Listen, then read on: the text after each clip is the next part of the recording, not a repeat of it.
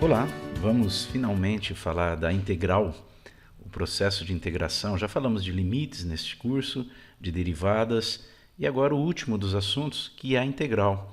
Começando com a integral indefinida, eu já vou explicar por que ela é chamada de integral indefinida. Nós também veremos aqui, numa aula futura, a integral definida e as técnicas de integração. Bom, nós estudamos, antes desse assunto, as derivadas. Por exemplo, vamos lá relembrar uma das aplicações que nós fizemos, a primeira delas, em que nós tínhamos lá uma função s de t, por exemplo, tá? Pode se chamar de uma f de x também. S de t porque na física, é um exemplo lá da física, o s é posição e o t é tempo. E quando nós derivamos o s, né, quando nós calculamos a s' de t, né, ou o ds dt, você pode representar dessas duas formas, e há mais formas, mas essas são as principais, nós chegamos à velocidade. Porque derivada é taxa de variação instantânea. Então, quando você fala em variação da posição em relação a tempo, você tem a velocidade. Ok, então se você tem para uma partícula, para um móvel, a descrição do seu movimento a partir de uma função s de t, para saber a velocidade basta derivar. Fácil, né? Não é, você viu que não é complicado. Agora, e se for o contrário? Você tem uma função velocidade, mas você quer obter uma função posição. E aí, isso é possível? Porque é um processo inverso do que você fez lá atrás. É o processo inverso da derivação. E é isso que nós vamos fazer aqui. Nós vamos começar falando de antiderivada. Não é um termo tão utilizado assim, mas é o princípio aqui da integração. Obter uma antiderivada é fazer o processo inverso da derivação. E esse processo inverso da derivação nós chamamos de integral ou de integração. Então, uma definição aqui para antiderivada, eu digo que uma função, vamos chamar aqui de f de x, né, o f maiúsculo, é uma antiderivada do f de x, num certo intervalo, se a derivada do f for igual ao f.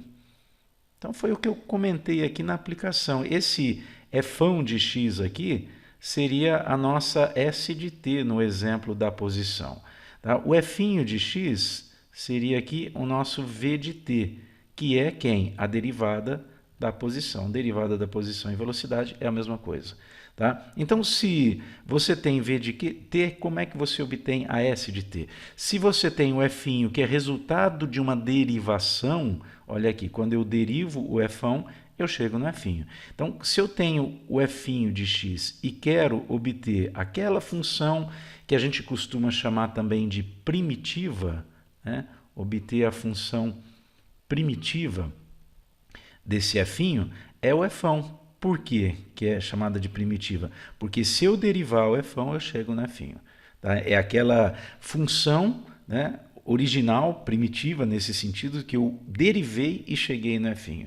Agora eu quero fazer o processo inverso. Então vamos lá, é isso que nós vamos trabalhar. Algumas regras são básicas, são praticamente a volta das regras de derivação, tá? Você consegue aplicar e resolver facilmente, mas alguns processos demandam aí uma aplicação de algumas técnicas, todas técnicas que nós veremos aqui ao longo do nosso curso. Antes de entrarmos nas regras, vamos analisar aqui uma situação, né? Olha aqui, você tem uma função f de x, que é igual a x ao cubo menos 3x ao quadrado mais 5x menos 2. Bom, como é que fica a derivada dessa função? A derivada é 3x ao quadrado menos 2 vezes 3 menos 6x, mais a derivada de 5x é 5 e a derivada de constante é 0. Então, a derivada é 3x ao quadrado menos 6x mais 5. Ok, esse daqui é o nosso f de x. Então, eu digo que a antiderivada do f de x, ou seja, de 3x ao quadrado menos 6x mais 5, é x ao cubo menos 3x quadrado mais 5x menos 2. Tá ok? Bom, mas notem o seguinte, esse termo 3x ao quadrado, eu até consigo ver que ele é resultado da derivação de x ao cubo. porque o 3 vem multiplicando e tira 1 do expoente, regra de derivada. E vale, né, ressaltar que para você entender essa aula e as próximas, é preciso ter aí, né, um certo domínio das regras de derivação, tá ok? Também acho que dá para perceber aqui, né, com uma certa análise do termo menos 6x, que para chegar nessa derivada menos 6x, afinal de contas aqui o expoente é 1, então antes de derivar era uma unidade maior, era 2, e esse 2 veio multiplicando. Multiplicou quem para dar 6? Multiplicou o 3. Então você consegue também perceber que, voltando o processo, né, do menos 6x, você chega ao menos 3x ao quadrado. E também com 5. Né? Sempre que você tem uma constante multiplicando o x, somente o x, ele vai sumir esse x, porque está elevado a 1, você tira 1 do expoente, fica elevado a 0, x elevado a 0 é 1. Tá? Então sobra só a constante. Ok, eu também percebo que é 5x. Agora, notem o seguinte, e esse menos 2, que quando eu derivo, ele é uma constante. A derivada dele é 0, menos ou mais, tanto faz. Tá? E se no lugar de menos 2 fosse 3, ou fosse 10, ou fosse menos 40, ou fosse 1 milhão, a derivada daria 0 da mesma forma. Tá? Então, essa constante aqui, né, que quando eu derivo dá 0, ela é chamada no nosso processo aqui de constante de integração e também uma constante de indeterminação. Por quê? De forma geral, essa função f de x igual a x ao quadrado menos 3x ao quadrado, x ao cubo menos 3x ao quadrado, mais 5x, mais uma certa constante, que eu vou chamar de c, né? Ela forma o que nós chamamos de uma família de antiderivadas,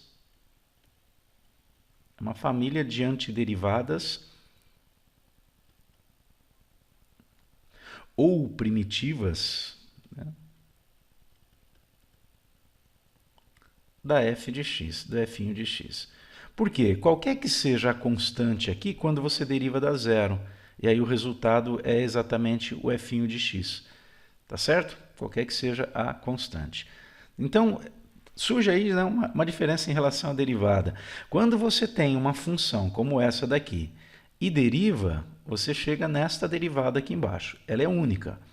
Agora, quando você faz o processo inverso, nesse processo de antiderivação, você vai obter uma expressão, né, até certo ponto bem definida, mas aí chega numa constante que não dá para saber qual é, a não ser que você tenha mais informações. Tá, ok? Então nós vamos trabalhar isso. Em alguns momentos essa constante não vai fazer diferença, você vai perceber. Em outros eu preciso de mais informações para chegar ao valor dessa constante. Então vamos ver como é que, por enquanto eu só mostrei aqui, né, de uma maneira um pouco rápida, né? Olha, eu dei a função f de x e obtive a sua derivada, ok? Depois eu falei sobre o processo inverso. Mas como fazer esse processo inverso? E aí a gente vai começar agora a estudar algumas regras, chamadas regras elementares de integração. Assim como você viu lá na derivação, aquelas primeiras regras de derivação, agora veremos as primeiras regras de integração. A primeira das regras aqui, a integral, bom, então vamos falar sobre a notação. Quando você quer achar a antiderivada de uma função f de x, tá, você indica dessa forma, integral, esse símbolo parece um S esticado, tá, e aqui você coloca dx, diferencial de x, indicando em relação a que variável você vai calcular a integral, tá certo? Então isso eu chamo de integral de f de x, tá, em relação à variável x. Tá, ok? Bom, e esse k que aparece aqui na regra, ele é constante, que aparece nessa regra. Vai aparecer mais uma. Esse c que vai aparecer em todas as regras também está indicando aqui uma constante, ou seja, são termos aí que não estão acompanhados, né, que não contém x, na verdade. Tá certo? Então, quando você tem aqui, olha, a integral de k dx. Exemplo. Vamos pegar aqui um exemplo para entender isso. Integral de 5 dx. Quer dizer, a minha f de x aqui, ela é uma função constante, né? É 5. Qual é a sua primitiva? Quem que eu derivo para dar 5? É o 5x, né? É só você colocar o x aqui na frente. É o que diz a regra, né? Então, é o kx. É o k, essa constante, né, multiplicado por x. É 5x. Por quê? Vamos tirar a prova. Se eu derivar 5x, quanto é que dá? Dá 5. Então, tá ok. Mas tem aquela constante de integração, né? Mais c. Porque, por exemplo, se você tiver uma função, esse seu f de x, vamos aproveitar aqui, né? O seu fão de x, aqui, a sua primitiva, deu 5x. Se você tiver aqui, por exemplo, mais 3, derivada de 5x é 5. A derivada de 3 é 0. Então, a f, né, a derivada, dá 5 da mesma forma. Tá ok? Então, é 5x mais a constante. Tá aí, tá resolvido. Bom, vamos ver mais um exemplo. É só constante positiva inteira? Não. Se você tiver, por exemplo, menos meio dx, como é que fica? A constante k é menos meio, então é só colocar menos meio multiplicado por x, mais a constante de integração. Tá ok? Não tem segredo, é muito fácil, é muito tranquila essa primeira regra. Essas primeiras regras você vai ver que não são difíceis, não. Na próxima aula a gente vai retomar essas regras e fazendo aplicações. Segunda regra. Antes de falar dela, vamos lembrar de uma regra de derivação, que é essa daqui, olha, x elevado a n, uma regra das mais utilizadas, se não a mais utilizadas, né? Mais utilizada. Qual é a derivada, então o apóstrofe aqui indica a derivada de x elevado a n. Então a gente chama isso de regra do tombo, né? Porque o n expoente vem multiplicando o x, e onde você tinha um expoente n, você subtrai 1. Então, você tira 1 daqui, por exemplo, se você tem lá um x elevado a 4, e você quer derivar o x elevado a 4, 4 é o n. Então, fica 4 que multiplica x elevado a 4 menos 1, né? Que vai dar 4x elevado a 3. Tá ok. Esse é o processo de derivação. Agora, vamos fazer a volta, né? Como que eu posso, a partir do 4x ao cubo, chegar ao x à quarta? Essa é a questão. Tá? Bom, se no processo de derivação você tira 1 do expoente, no processo inverso você vai somar 1 a esse expoente. Tá? Então, o que era 3 passa a ser 4. Né? Então, você já sabe que você vai ter um x à quarta. Ok. Agora, se você derivar o x à quarta, você já viu que dá 4x ao cubo. Aparece um 4, porque esse expoente aparece multiplicando. Então, para poder cancelar esse x à quarta aqui, né, ou 4, melhor, que aparece aqui, você divide por 4, que é o mesmo valor que aparece no expoente. Tá certo? Então, vamos para a regra. Você vai perceber que essa regra aqui é o processo inverso da derivação. Nós temos aí, olha, x elevado a n, agora como isso daqui essa parte interna da integral nós chamamos de integrando. Então o meu integrando é x elevado a n, tá? O resultado disso, dessa integral, né, ou a antiderivada, é o x elevado a n, só consertando aqui, tá? É x. Bom, e agora nós temos aqui a segunda regra, e antes de falar dessa segunda regra, vamos relembrar aqui uma das principais, se não a principal regra de derivação, que é aquela em que nós temos um x elevado a n, né, e eu quero derivar. Essa regra aqui, o n vem multiplicando, e onde você tinha n lá no expoente, você subtrai 1. Então a gente chama de regra do tombo, né? Vamos lá, um exemplo. Quando você tem lá x à quarta e quer derivar o x à quarta, o 4 vem multiplicando e onde tinha 4 fica 4 menos 1. Portanto, 4x elevado a 3. Tá ok. Agora, vamos pensar no processo inverso, né? Porque quando você derivou o x à quarta, apareceu o x ao cubo, mas apareceu 4 multiplicando aqui também. Então, uma coisa é importante aqui. Se aparecer o x ao cubo no resultado da derivada, você sabe que para fazer o processo inverso, você vai ter que somar 1 aqui. Por quê? Na derivação, você subtraiu 1. Faça o caminho de volta, some 1. Tá? Então, você pode pensar assim, olha, se eu tivesse um termo x ao cubo e eu quero integrar esse x ao cubo, né, é só colocar x à quarta mais aquela constante de integração. Tá? Bom, vamos testar aqui, olha. para derivar o x à quarta, nós vimos, dá 4x ao cubo, não dá exatamente x ao cubo. Tá?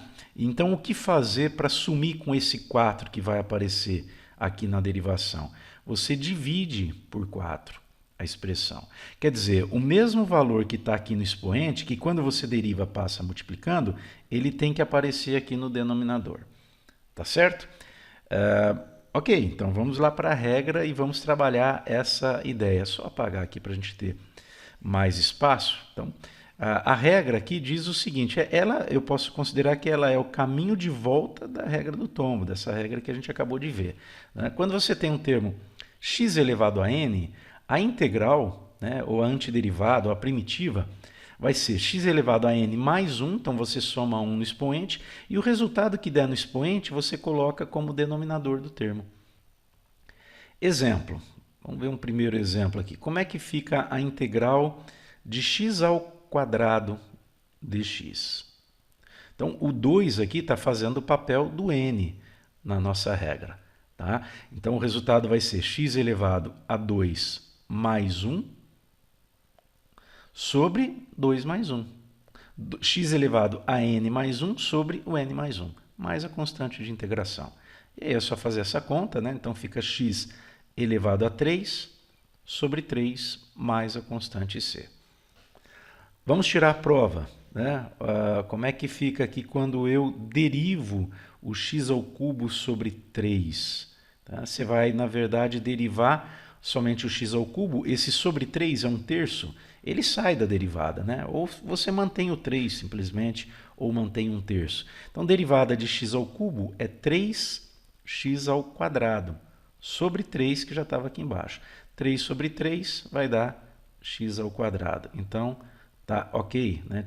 Conferimos aí o resultado obtido aqui. É tranquila essa regra e ela é extremamente importante, é utilizada praticamente em todas as resoluções, ou em quase todas as resoluções. Vamos a mais um exemplo. Vamos considerar agora a integral de raiz quadrada de x dx. Bom, mas o que tem a ver a raiz quadrada com o que a gente acabou de ver?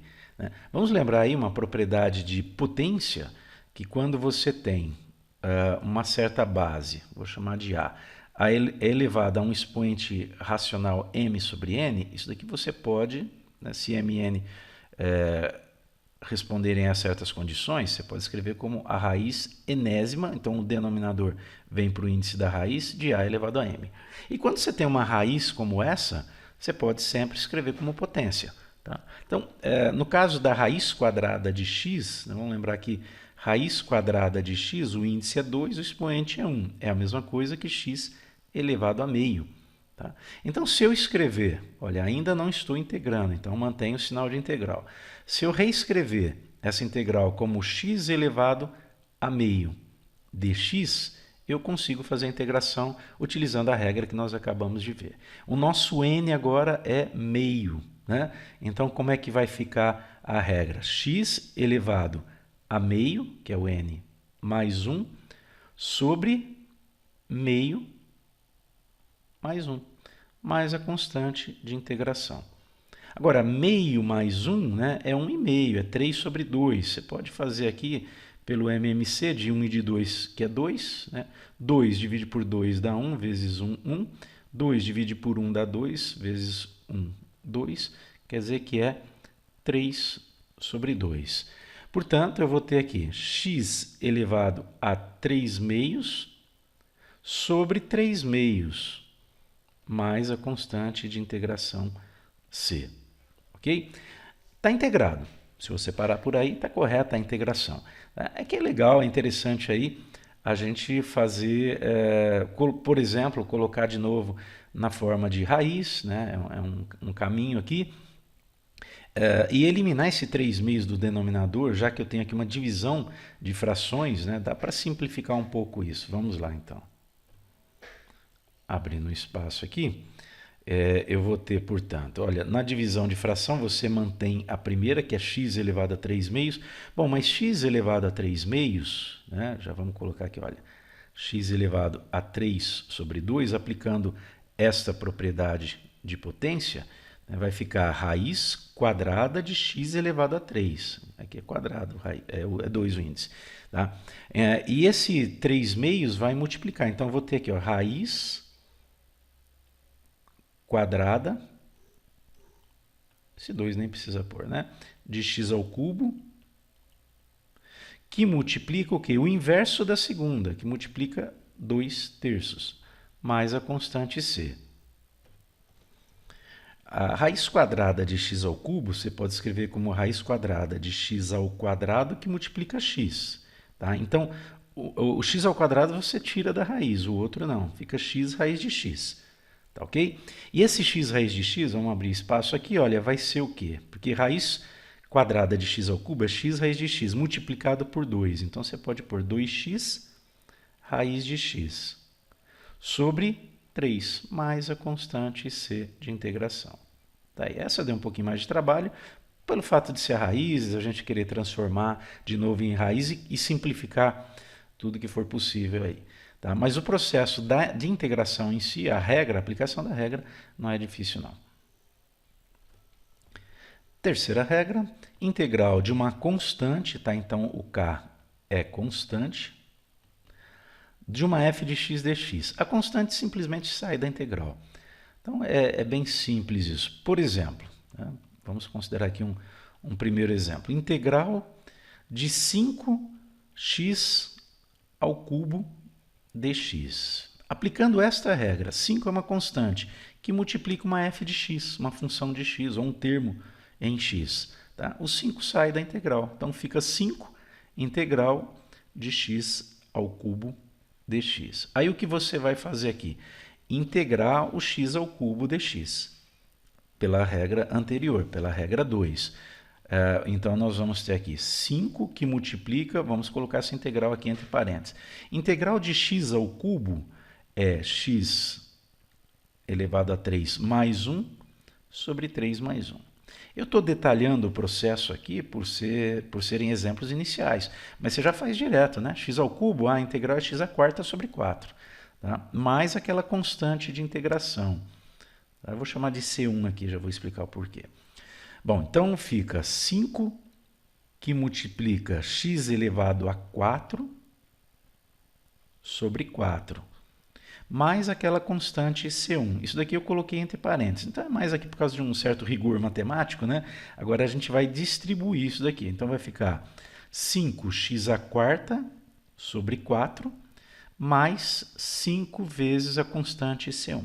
Bom, agora o que acontece aqui? Olha, 5 vezes a constante C1. Eu não sei qual é a constante C1, pode ser qualquer valor real. O 5C1 também. Então, não há necessidade aqui de você escrever 5C1. Né? Você simplesmente coloca 5x à quarta sobre 4 mais uma constante C qualquer. Pronto, está aí o resultado. Tá? Então, nessa situação, nem precisa colocar o parênteses aqui, quando é só um termo, tá? Que é só o x ao cubo, porque vai aparecer uma constante C1 que você vai multiplicar e depois vai substituir por C. Ou você trabalha a parte variável, por exemplo, aqui x à quarta sobre 4, depois lá no final só que você coloca a constante de integração, o C. Mais um exemplo aqui. Como que eu faço para calcular a integral de 2 sobre x ao cubo dx? E agora? Agora o meu x está no denominador, eu tenho uma constante 2. Bom, primeiro passo aqui, eu posso reescrever isso como 2 que multiplica 1 sobre x ao cubo. Porque você vai multiplicar o 2 por 1, vai dar 2, 2 sobre x ao cubo, dx. Tá? Então eu tenho aqui uma constante que multiplica uma função. Aplicando a regra que nós acabamos de ver, a regra 3, esse 2 sai da integral. Então fica 2 que multiplica a integral de 1 sobre x ao cubo dx. Mas agora surge um problema, né? A regra que nós vimos diz respeito, por exemplo, a x elevado a 3. Eu conseguiria integrar isso. Mas 1 sobre x elevado a 3, o que fazer? Né? Quem me garante que é só a integral de cima e de baixo? Não é. Tá? Então, o que, que eu posso fazer? Utilizar uma regra de potência aqui novamente. Quando você tem a elevado a menos n, isso pode ser escrito como 1 sobre a elevado a n. Tá? O expoente, se você trocar o termo, né, passar de baixo para cima, de cima para baixo, você troca o sinal do expoente. Então, 1 sobre x elevado a 3, olha aqui, o n é 3. É a mesma coisa que x elevado a menos 3. Então, vai ficar 2 que multiplica a integral de x elevado a menos 3 dx. Pronto, agora é integrar isso daí, tá ok? Bom, como é que fica essa integral? O 2 vai multiplicar, vamos integrar x elevado a menos 3. Vai ficar x elevado a menos 3 mais 1, não vamos esquecer que é mais aqui, e o resultado que está aqui, ou a expressão que está ali em cima no expoente, é a mesma que você repete aqui embaixo, mais uma constante C1. Portanto, nós teremos 2 que multiplica x elevado a menos 3 mais 1 é 2, negativo, é menos 2, né? Sobre menos 2, mais a constante C1. Agora a gente distribui aqui. Bom, eu posso distribuir primeiro, vou fazer isso, então vai ficar 2 que multiplica x a menos 2 sobre menos 2, mais 2 que multiplica a constante C1.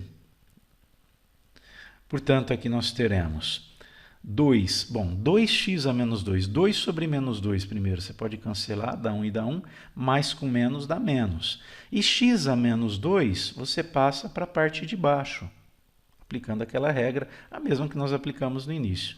Tá? Então, 2 cancelou com 2, eu tenho o sinal de mais em cima, menos embaixo, já põe menos, mais com menos na divisão é menos, 1 sobre x ao quadrado, mais 2 vezes a constante C1, chama isso de C, mais a constante C. Tá aí, essa é a integral de 2 sobre x ao cubo. A última das regras agora, das regras elementares, simplesmente diz aqui que quando eu tenho a integral de uma soma ou subtração de funções, eu posso desmembrar em duas integrais. Em duas ou mais, né? Se você tiver mais termos aí, você desmembra em mais. Então, é muito simples. Na verdade, é uma regra que por si só não resolve a integral, mas ela auxilia. Por exemplo, se eu tenho a integral de x ao quadrado mais 5, aí a gente precisa colocar entre parênteses dx, eu vou, segundo essa regra, poder escrever essa integral como integral de x ao quadrado dx mais a integral de 5 dx. É isso que diz a regra. Separar em duas integrais. Bom, no fundo, o que acontece aqui? Sempre que você tiver uma soma ou subtração, você vai integrando termo a termo. Você nem precisa escrever como eu escrevi aqui, desmembrando. Tá? Eu vou fazer isso aqui no início, para lembrar que essa é a propriedade, mas é a propriedade que me permite, numa soma e subtração, cuidado, não vale para divisão e para multiplicação, tá? Eu simplesmente derivo ou integro, perdão, termo a termo. Tá? Então, integral de x ao quadrado dx é x elevado a 3 sobre 3. Aqui eu fiz direto, né? 2 mais 1, 3, sobre 2 mais 1. Mais uma certa constante, C1. Mais integral de 5, primeira regra que nós vimos, né? Integral de uma constante k é kx. Então, integral de 5 é 5x. Mais uma outra constante aqui, C2. Agora, C1 e C2 junta numa só, né? Então, vai ficar x ao cubo sobre 3 mais 5x mais c. Porque quando você deriva, só para tirar a prova aqui, deriva o c, vai dar zero. Se derivar C1 e C2, também dá zero. Tá? Então, você simplesmente substitui aí por c. Está aí um exemplo.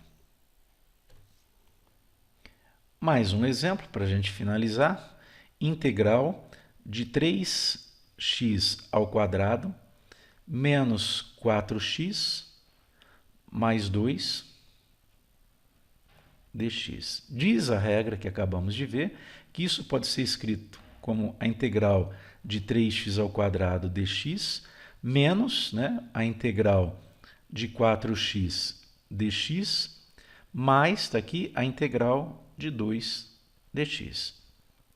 Bom, aí tem a segunda regra que nós vimos, não, perdão, a terceira. Uma constante que multiplica o termo variável. Então, estou mostrando passo a passo aqui do processo. Lógico que você pode fazer um pouco mais direto à medida que vai adquirindo aí certa habilidade no cálculo. Tá? Então, o 3 pode sair da integral, fica 3x integral de x ao quadrado dx.